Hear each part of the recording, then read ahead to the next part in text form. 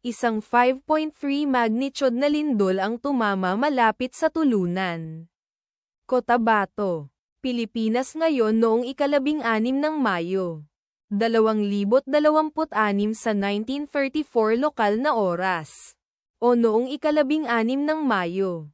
2026 sa 11:25 Coordinated Universal Time. Tulad ng iniulat ng EMSC sa website nito.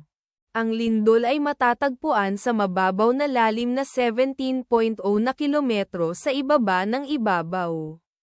Sa mga coordinate latitude 6.829 at longitude 124.864.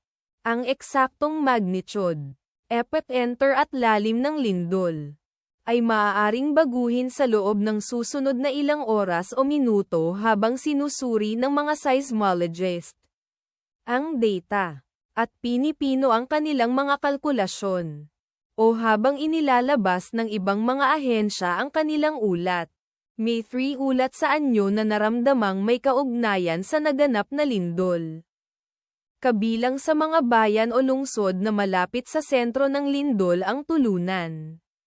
Cotabato, na nasa 1 kilometer, o humigit kumulang 0.62 milya mula sa epicenter. Dato Paglas, Maguindanao del Sur, na nasa 9 kilometers, o humigit kumulang 5.59 milya ang layo. Malang, Cotabato, mga 18 kilometers.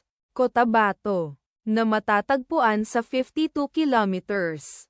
O humigit kumulang 32.3 milya ang layo. Ang inirerekomendang pagkilos ay maging mapagbantay para sa mga posibleng aftershocks na maaaring mangyari.